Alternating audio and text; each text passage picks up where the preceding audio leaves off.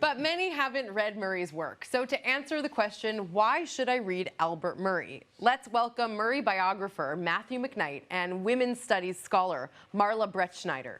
Mr. McKnight and Ms. Brettschneider, thank you so much for being with us. Ms. Brettschneider, would you like to begin our conversation? Sure. Thank you. Go ahead. What an incredible lineup. This has been so beautiful, and I so look forward to the rest.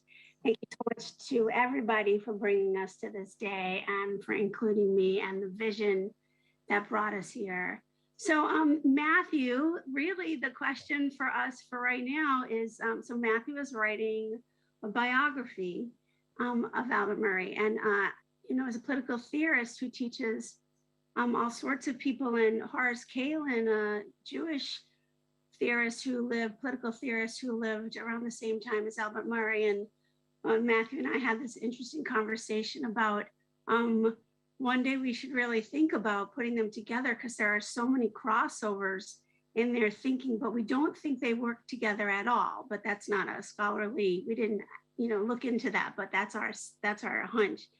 So Matthew, the real question right now is why this new biography, and why now, meaning in our current, again, incredibly difficult moment? Why and why now? Sure. Thank you, Marla. And I want to also first say thank you to Aria and to Greg for inviting me and for putting together this wonderful conference. And actually, the name of the conference is probably the best place to start, to follow the cue of that phrase, the Omni-Americans. I think of Murray's works, that book is probably the one that has become the most popular nowadays, because it speaks to so many of the long-standing issues, cultural issues and differences that we're facing now, with related to forming one's own identity, to negotiating that identity with other people, to the more extreme side of things with violence and racism, anti-Semitism, that kind of thing. And so while The Omni-Americans is justifiably an important work and one that speaks to our times, I'd like to approach your question of why should one be interested in Albert Murray through two other of his works from 1971 and 1973. The first is South to a Very Old Place, which was his published in 71, sort of a memoir travelogue, kind of cross-genre, cross-form book. But I think it's important because it does place an intense focus on the importance of artistic form and the importance of form generally that had for Albert Murray. And that's one important lesson that we should take from it.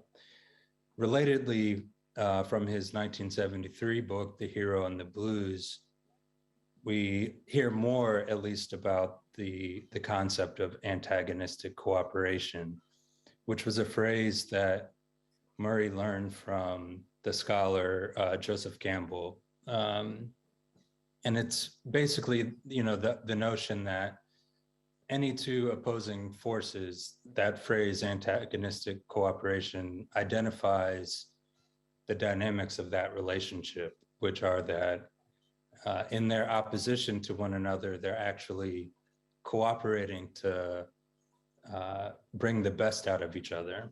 And, as Murray wrote in The Omni-Americans, without the dragon, there can be no dragon slayer. And so putting those two ideas together, the importance and the value of form, not only in art, but in life, and also antagonistic cooperation, I think you begin to see that antagonistic cooperation itself is a form, one that we can use to inform our lives in how we face day-to-day obstacles, or even major life obstacles, but also one that, as Murray demonstrated, is important for art, for literary art, and for other genres. But I would also posit that it's an important form for community development, for societal development, and also for political movements, for community organizing.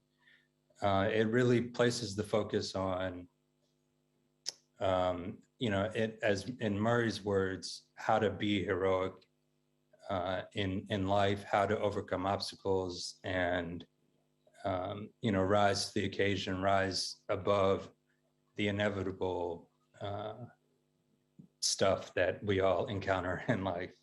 Thank you so much. We definitely look forward to seeing what emerges from the work and from seeing how this event plays into your thinking over time. And well, it's already been lovely to be thinking about how the conversation that we had off screen last week, and how this will be productive for listeners and all the participants today. So thank you so much.